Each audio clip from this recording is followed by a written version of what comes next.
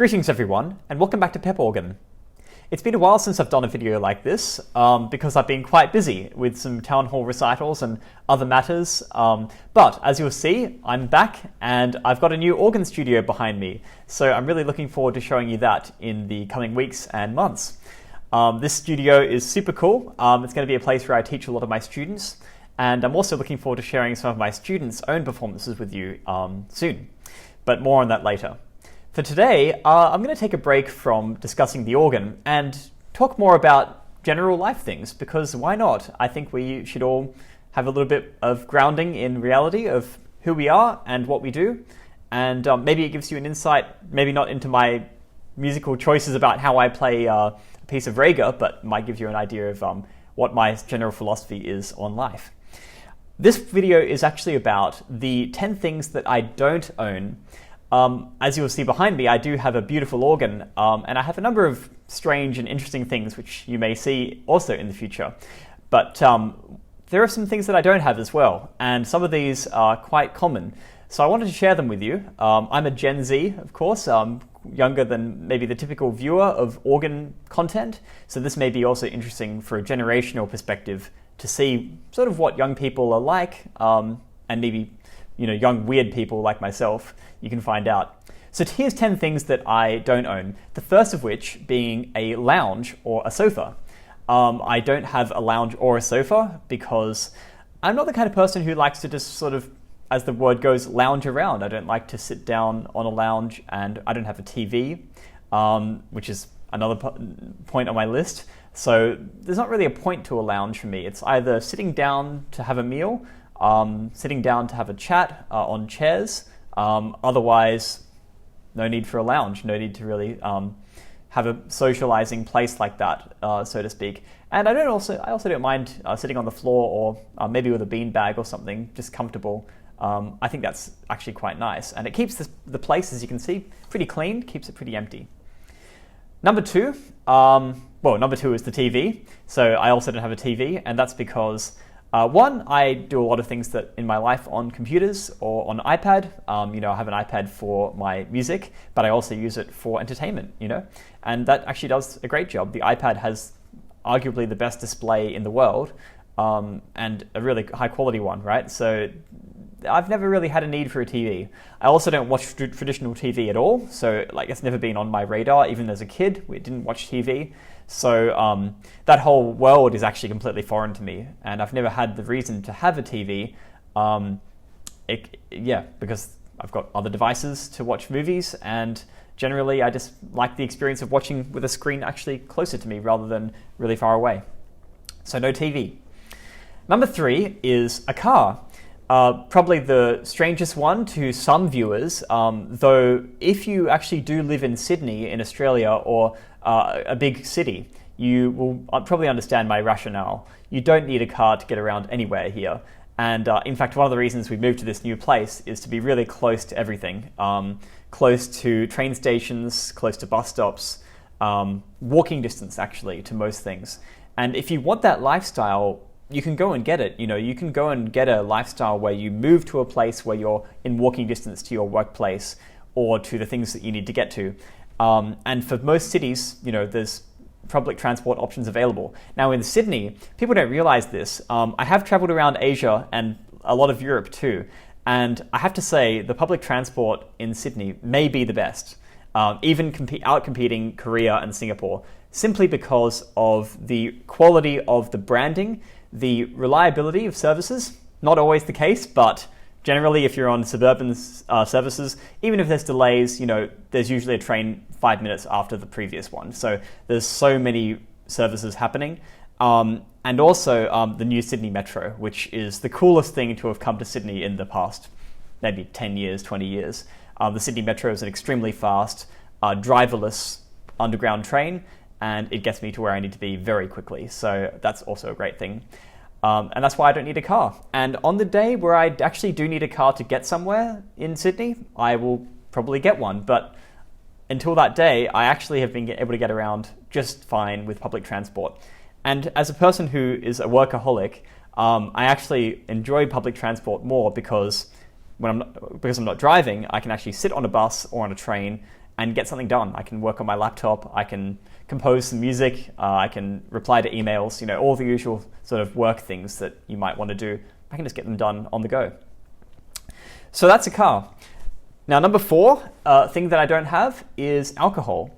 And in fact, this is not too recent, but in the past year or two, I used to be quite a whiskey guy, actually, but I've also cut that out.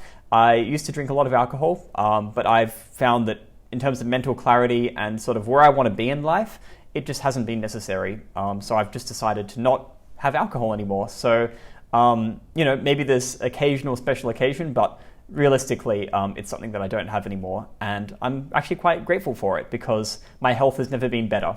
And nor has my my mental clarity, especially on weekends or just generally after any kind of event, much more clear. And I enjoy that. I enjoy the clarity more than I enjoyed, which I did enjoy, the process of drinking.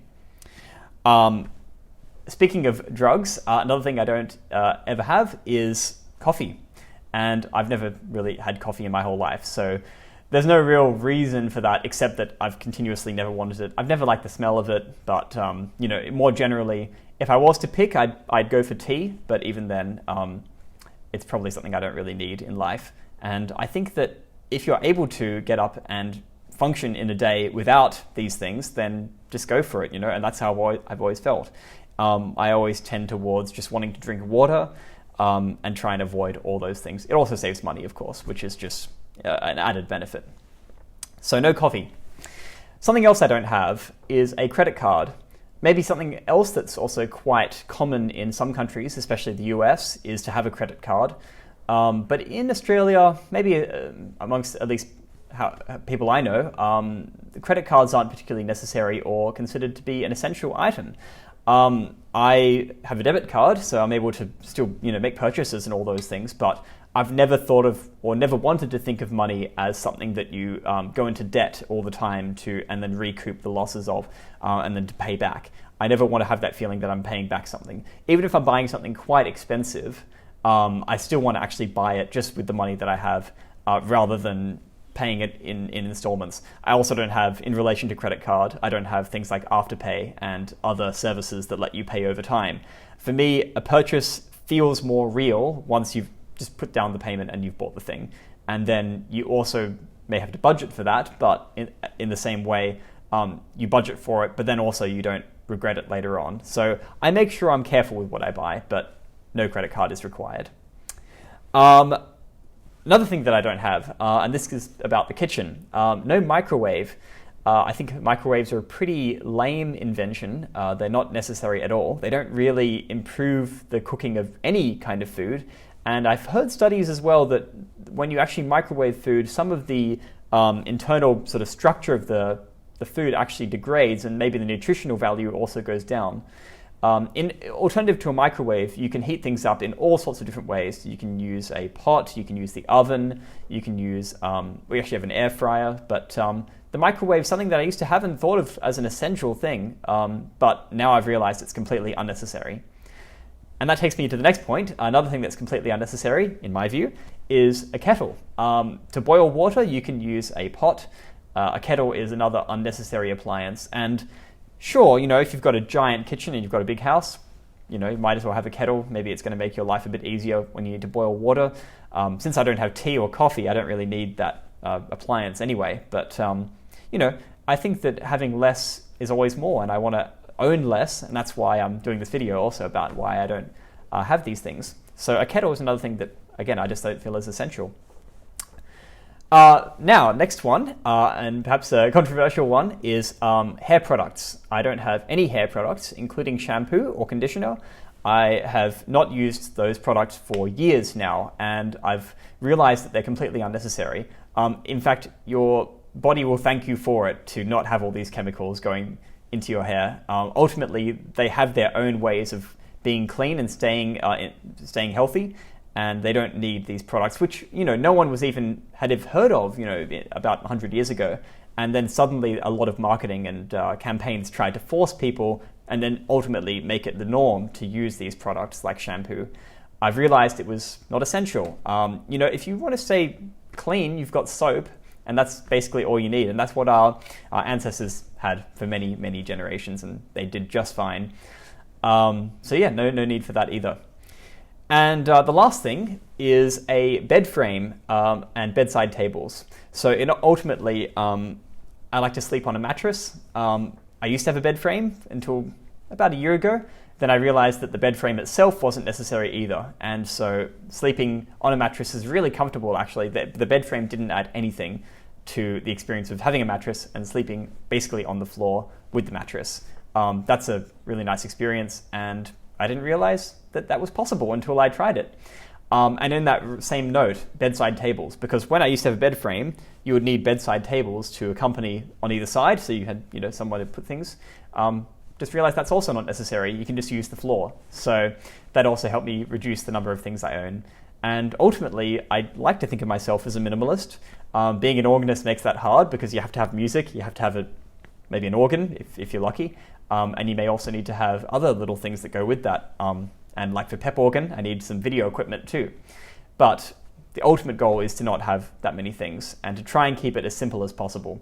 Simplicity helps keep my sanity in check. It helps me stay happy, helps me stay motivated. So that's what I want to talk about today, the 10 things I don't own.